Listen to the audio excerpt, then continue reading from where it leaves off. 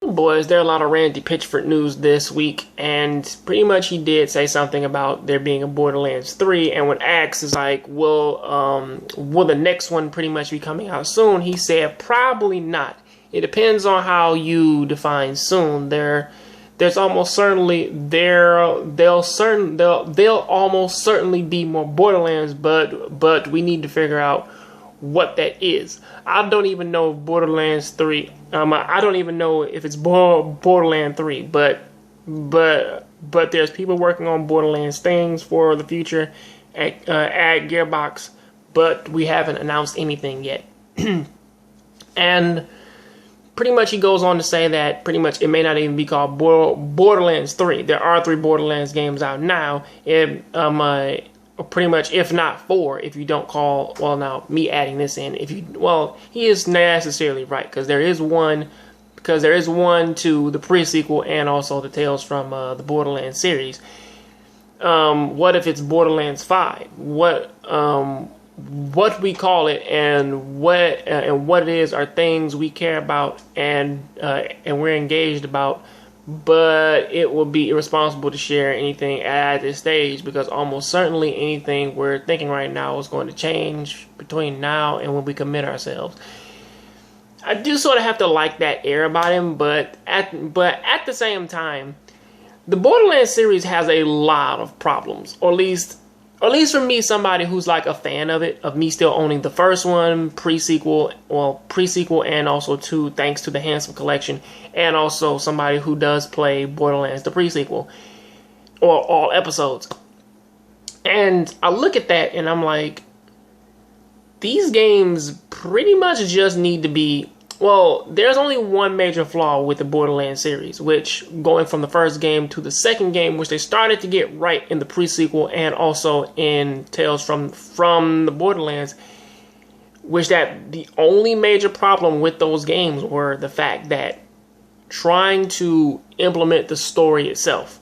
Because for the first game, there really wasn't any story aside from just there's a vault, you got these 4 characters, go get it. And there's comics about all 4 of the main characters, but they really don't tell you all that much, and they don't necessarily, and it's only before they get on the bus.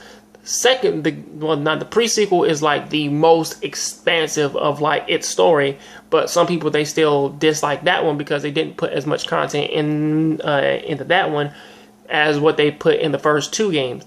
And looking at Borderlands 2, that one's really fun, and they expanded that game out a lot. They made all the gameplay, the characters, everything else better from the first one, but a lot of the story and all the other stuff about it just sort of fell flat, even to the point where a lot of people, where they call all the games boring, because there really isn't all that much aside from just running, shooting, which I can sort of see, because there probably just needs to be a little bit more diversity in mind.